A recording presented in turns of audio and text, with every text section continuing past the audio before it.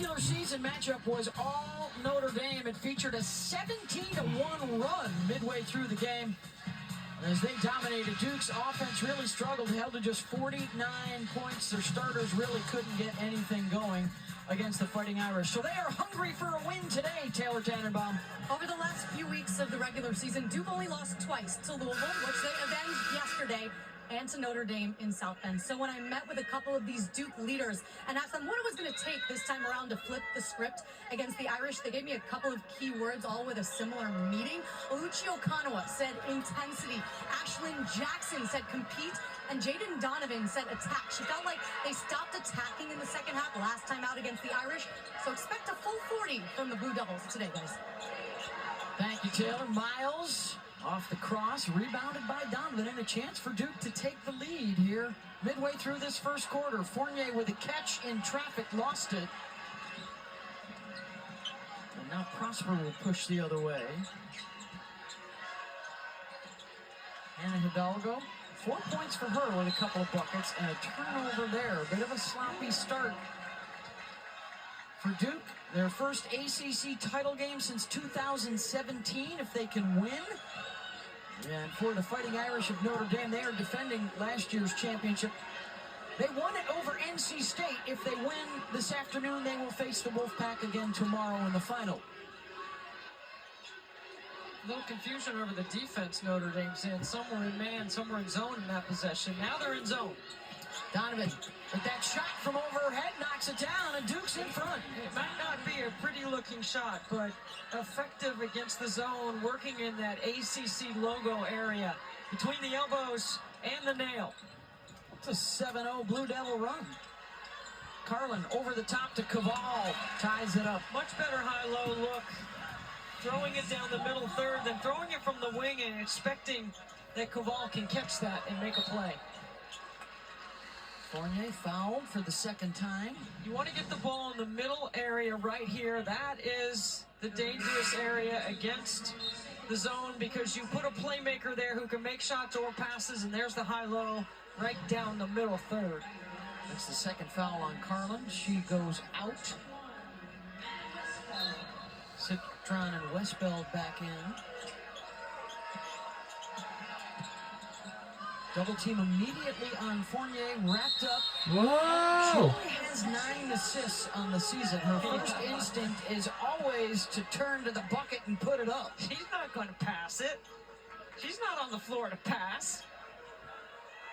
She's one of their 20-point scorers in a game this year, 6 of them for Duke. Her shot chart is right around the restricted area. Yep. If you watch her make plays, she's effective there, and Duke does a really good job getting the ball there to her.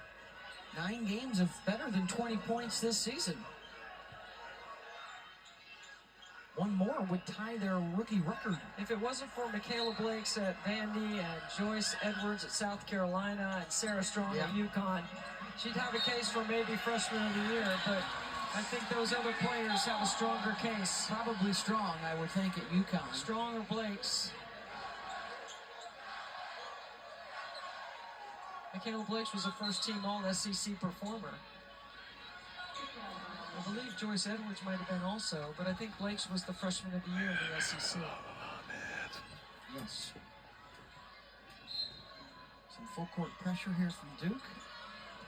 We'll get to see Joyce Edwards next against Oklahoma. That's right. And then LSU, Texas in the nightcap. Anissa Morrow had 36 in their win in the ACC quarters. Citron takes a couple of bumps and now a whistle and a foul.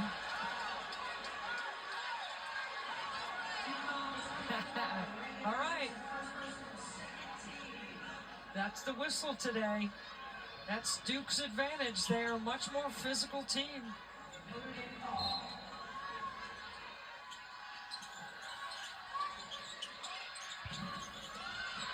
And in a passing lane, Hidalgo's got it back. Westbeld, open 3. Oh, look at the motor of Akanawa. Just non-stop. Here she is off the rebound, and now the push. Knocked loose by Prosper. Oh, and Hidalgo Whoa! Oh my God! What a steal!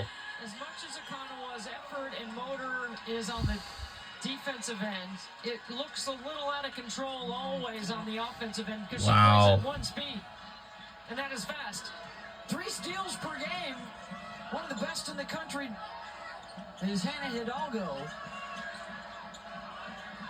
Fournier with the catch. Again, immediately doubled, stripped loose. 3 on 2. Hidalgo to Citron.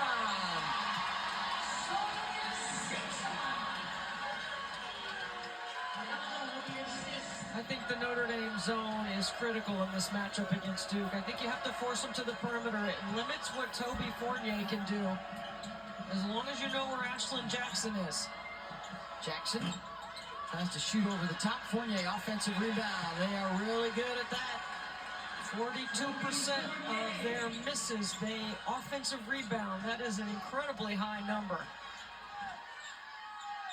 This is Kara Lawson's best offensive unit, best scoring team that she's had in Durham. That's going to be a travel.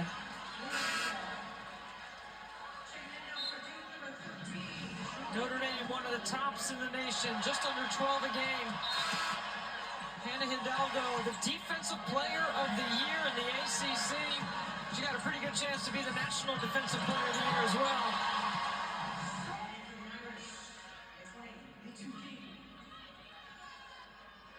She's reminding her teammates right now about ball fakes. You got to stay solid. Stay between your player and the basket.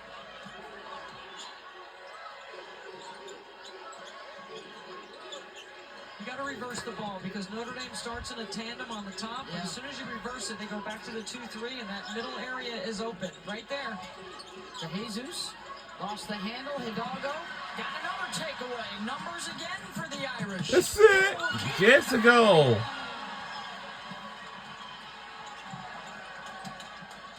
Defense triggering their offense. Comes the double down on Fournier. De Jesus. Shots good by Duke Blue Devils, and they come back closer to within 1. From the beginning in her 5 years. Oh boy. One of her first recruits. Out of Sierra Canyon. Out in Southern California. Could hold for one shot here. Akanawa on Hidalgo. Ghost. Hannah spins. And doesn't get to go. That was a shot clock buzzer that went off. It's going to be Duke ball to inbound. Looks like 4/10 on the clock. It'll stay that way. And that'll be it. That'll do it for the first quarter, and to 16. Wow. Notre Dame in front of Duke. Kara Lawson's crew trying to pull off the upset. We'll hear from her on the other side. we'll be right back. Don't go anywhere.